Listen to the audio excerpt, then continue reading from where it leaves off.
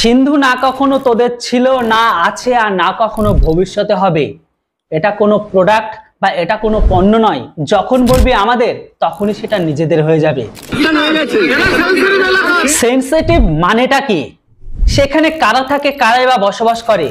পাকিস্তানের লোক, না পাকিস্তানকে ভালোবাসা বা পাকিস্তানকে দরদ দেখানো লোক? में जब हम पीस रहे थे, जब नॉन मुस्लिम होकर नरेंद्र मोदी गुजरात से उठ के आया और हमें कश्मीर से आजाद किया, क्या उस हिंदू के लिए मैं यहाँ खड़ा नहीं हो सकता? जब करोड़ों लोग वहाँ पे मर रहे थे, हजारों मेरे जैसे युवा मर रहे थे, हिंदू बन के वहाँ पे आया जो अपने नॉन मुस्लिम ने, अपने मुसलमानों ने करके नहीं दिखा, नॉन मुस्लिम होके हमें कश्मीर से आजाद किया और कश्मीर को फिर से ताज बनाने वाला नरेंद्र मोदी है। क्या वो हिंदू नहीं है? जल रही है चिता, सांसों में है धुआं, फिर भी आसमान में है जगी। मुहूर्ते आसानसोलेर माटीतेই পাকিস্তানের স্লোগান।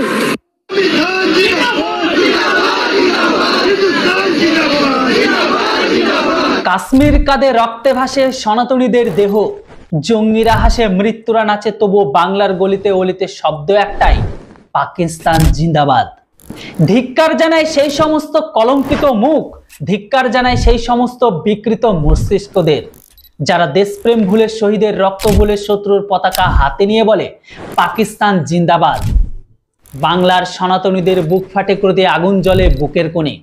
জেগে উঠুক প্রতিটা ঘর থেকে সেই গর্জন, দেশদ্রোহীদের করো শিরোচ্ছেদ বাংলার বুকে থেকে এখন। যারা বলতো নরেন্দ্র মোদীর গালে গালে জুতো মারো তালে তালে, আজকে তারা কোথায়? আজকে তারা কি ভেড়ারের মতো ঘরের কোনায় গিয়ে লুকিয়েছে? না, যে সমস্ত ইসলাম প্রোডাক্ট গ্রহণকারী শহরের বাচ্চাগুলো সনাতনী ধর্ম ব্যক্তিদের, নির্দিষ্ট জাতিকে টার্গেট করে প্যান্টের চেক খুলে কালমা পড়িয়ে বা কালমা পড়তে পারি কিনা সেটা দেখে গুলি মেরেছে, নাতিদের জাত ভাই দেখে এখন তারা নিজেদের ঘরে ঢুকে পড়েছে। ওয়াকাফ বিলের আন্দোলন থেকে পাকিস্তান জিন্দাবাদ স্লোগান, সেখানে আবার দুধেলা গাইদের পাকিস্তান প্রতি বা পাকিস্তান ভালোবাসা দেখে আমাদের এই বেঙ্গলের মমতা ফুপুর পুলিশ প্রশাসন কি ব্যবস্থা নিল? আমরা জেলা সভাপতি নির্দেশ আপনারা জানতে এসেছি, কালকের যে ঘটনা হয়েছে, কি আপনাদের পদক্ষেপ? এই দেশের মাটিতে থেকে পাকিস্তান জিন্দাবাদ করা উচিত, ছেড়ে নেওয়া উচিত। কালকে সন্ত্রাসবাদ করা দরকার ছিল। আমরা এখনো চুপচাপ, আমরা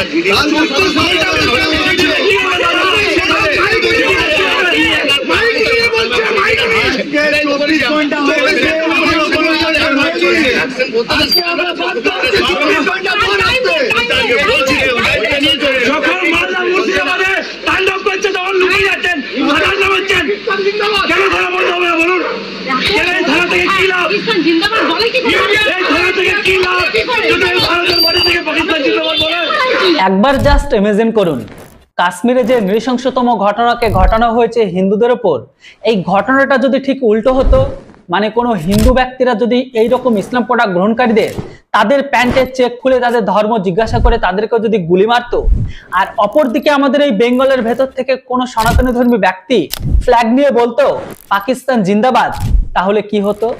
তাহলে তো এটাই হতো, আমাদের মমতা পুপুর যে পুলিশ প্রশাসন আছে তাদেরকে বেছে বেছে ধরে জেলের গারদে ভরে দিত।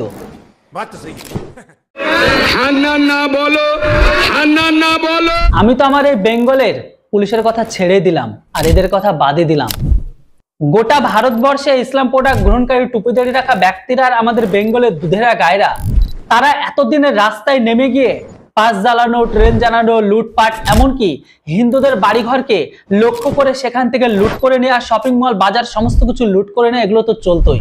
এমনকি তাদের মুখে স্লোগান থাকতো যে নরেন্দ্র মোদী হটাও, দেশ বাঁচাও, সংখ্যালঘুদের ওপর নির্যাতন আমরা মানছি না, মানবো না। এর থেকেও হয়তো আপনারা অনেক বড় কিছু ঘটনা দেখতে পারেন, হয়তো সামনের দিনে এরকম টাইপের কথাও শুনতে পারেন যে সংখ্যালঘুদের ওপর অত্যাচার করছে নরেন্দ্র মোদীর সরকার, যেটা আপনারা এখন হামেশা শুনতে লেগেছেন। সেই টাইমে আরো হয়তো এটা বেশি পরিমাণে দেখতে পেতেন। বলেন কি? এর সাথে সাথে সমস্ত নিউজ মিডিয়া চ্যানেলগুলোতে একটা জিনিস ভালোভাবে প্রচার হতো যে ভারতের ভেতরে যে সমস্ত সংখ্যালঘু ব্যক্তিরা আছে তাদের উপর বর্তমান সরকার চরমভাবে অত্যাচার করছে, চরমভাবে নিপীড়ন করছে। আর পূর্ব পাকিস্তানের মিডিয়াগুলোর কথা কি আর বলবো, যেটা হবে সেটার থেকে আরো বাড়িয়ে চাড়িয়ে বলবে যে সেই দেশে সংখ্যালঘুরা সুরক্ষিত নয়।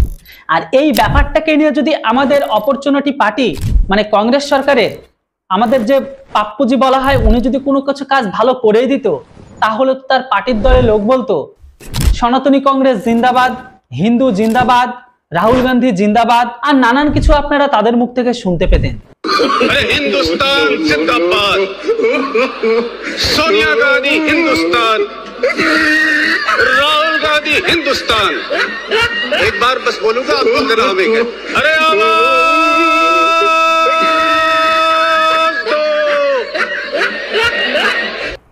আমাদের এই বেঙ্গলের বুকেতে পাকিস্তান জিন্দাবাদ স্লোগান তো বলা যাবে, কিন্তু পাকিস্তানের ফ্ল্যাগকে না পোড়ানো যাবে না তাকে অসম্মান করা যাবে।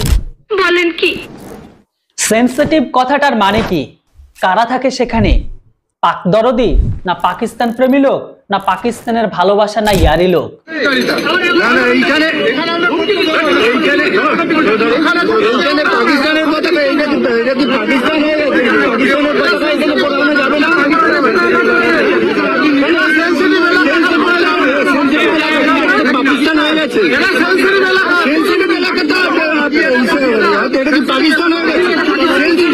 ব্যাপার নেই এখানে সব জায়গায় সেন্সিটিভ হয়ে যাবে। जय बांग्ला, जय बांग्ला। ভারত যদি পাকিস্তানের উপর হামলা করে তাহলে আমরা কিন্তু বসে থাকবো না। ভারত কখনোই আমাদের বন্ধু ছিল না। বাড়িতে যাবি, লুঙ্গি খুলবি, তোর মাকে গিয়ে জিজ্ঞাসা করবি বাংলাদেশের 1971 সালে মানে 1971-এ তোদের অরিজিনাল বাপটা কে ছিল, তাহলে তোর মা তোকে ভালো করে বুঝিয়ে দেবে। আর তাও যদি না পারে তাহলে তোর নানা কিংবা চাচাকে জিজ্ঞাসা করিস, সে তোকে সঠিকটা বলে দেবে। আর এতেও যদি সন্দেহ থাকে ডিএনএটা টেস্ট করে নিস, তাহলে ক্লিয়ার হয়ে যাবে। ভারত যদি পাকিস্তানের উপর হামলা করে তাহলে আমরা কিন্তু বসে থাকবো। তা তোরা এখন বসে থাকবি না লুঙ্গি তুলে পদকে পিছন করে এগিয়ে দিবি, সেটা তোদের একান্ত ব্যক্তিগত ব্যাপার। কিন্তু এখন এতটুকুই বলবো, মাদ্রাসা বাদ দিয়ে ভালো একটা স্কুলে গিয়ে পড়াশোনা কর। সেখানেও যদি সমস্যা হয় তারপরে নয় তোরা সিদ্ধান্তটা নিস। আর আরেকবার জিজ্ঞাসা করে নিস 1971-এ কে তোদের সমর্থন দিয়েছিল, আর যে কথাগুলো বলছিস সেটার জন্য কারা তাদের পিছনে ছিল। 1971 সালে ব্যাপী চলা মুক্তিযুদ্ধের মাধ্যমে একটি স্বাধীন এবং সার্বভৌম রাষ্ট্র হিসাবে বাংলাদেশকে প্রতিষ্ঠার ক্ষেত্রে আঞ্চলিক শক্তি হিসাবে ভারত গুরুত্বপূর্ণ ভূমিকা বাংলাদেশ প্রকৃতপক্ষে ভারতের সহযোগিতার মাধ্যমে স্বাধীনতা জম্মু কাশ্মীর পাকিস্তানিরা দখল করবে ইন্ডিয়া না পাকিস্তানি ভাইদের। ওটা কোনো তোদের ভাই নয়, ওটাকে জানিস? ওটা হচ্ছে তোদের, শুনে নে। 78 বছর ধরে পাকিস্তানিদের একটি কথা শুনে আসছি যে জম্মু কাশ্মীর আমরা দখল করব। কিন্তু এই 78 বছরে জম্মু কাশ্মীর দখল করা তো দূরের কথা, তারা তাদের পূর্ব পাকিস্তান অনেক আগে হারিয়ে ফেলেছে। কিন্তু বর্তমান সময়ে পাকিস্তানের দেশের ঘরের ভেতরে যে পরিস্থিতি, সিন্ধ, বালোচ এমনকি পিওকে পর্যন্ত খণ্ড বিখণ্ড হতে চলেছে। মনে হচ্ছে এবার পুরো পিওকে সমেত জম্মু কাশ্মীর ভারতের ভেতরে হয়ে যাবে। बात की फैसला रहे क्या कश्मीरी अवामों पर कि वो किसके साथ खुश है, वो तो अल्टीमेटली बिलाखिर यही बात निकल गई कि वो पाकिस्तान के यहाँ तरफदारी कर रहा है, पाकिस्तान की तरफदारी कर रहा है। तो मैं ये कहूँगा कि कश्मीरियों के साथ बहुत बड़ा जुल्म हो रहा है। इंडिया न्यूज़ चैनल जो है वो सारे फेक न्यूज़ जो है शेयर कर रहे हैं, वो वैसे बकवास कर रहे हैं। ये कश्मीर हमारा मुल्क है, पाकिस्तान में है। इंशाल्लाह जब तक जिसमें খাওয়ার জন্য না আছে রুটি, পান করার জন্য না আছে পানি, গাড় ধোয়ার জন্য না আছে জল, এরা এবার ভারতকে 16 আনা ধমকি দেয় জম্মু কাশ্মীর হবে নাকি তাদের। অভাবের তাড়নায় দানে পাওয়া অস্ত্র আর ভিক্ষায় পাওয়া দেশ নিয়ে কখনো গর্ব করতে নেই, যারা এখনো পর্যন্ত ভারতের দয়ায় বেঁচে আছে। আজব মাইরি আমাদের দুই প্রতিবেশী, একটাতে জল ছেড়ে দিলে তারা ভেসে যায়, আর একটাতে জল বন্ধ করে দিলে তারা শুকিয়ে মারা যায়। এরাই আবার নাকি বলে ভারতের কাশ্মীর দখল করবে। भारत को कहना चाहूंगा कि सिंधु हमारा है और सिंधु हमारा रहेगा। इस दरिया से हमारा पानी बहेगा या उनका खून बहेगा। আবারও একটা কথা মনে করে দিতে চাই, সিন্ধু না তোদের ছিল, আছে, আর না ভবিষ্যতে হবে। হিন্দুস্তান জিন্দাবাদ, হিন্দুস্তান জিন্দাবাদ, হিন্দুস্তান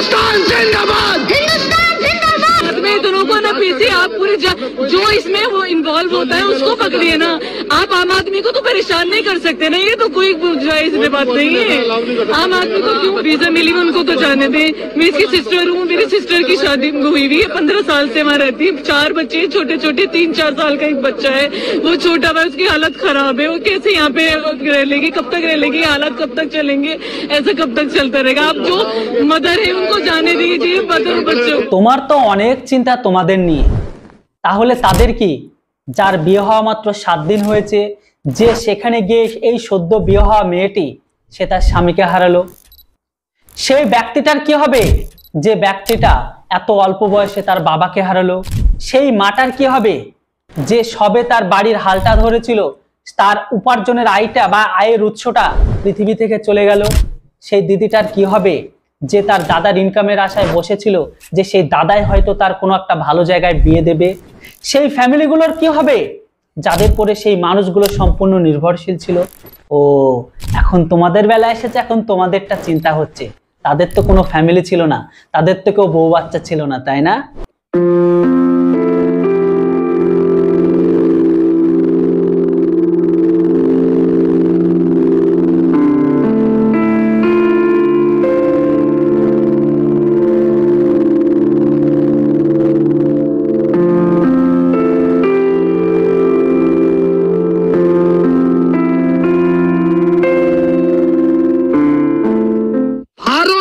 মুসলমানরা শোনেন, বাংলার মুসলমানরা আপনাদের পাশে আছে।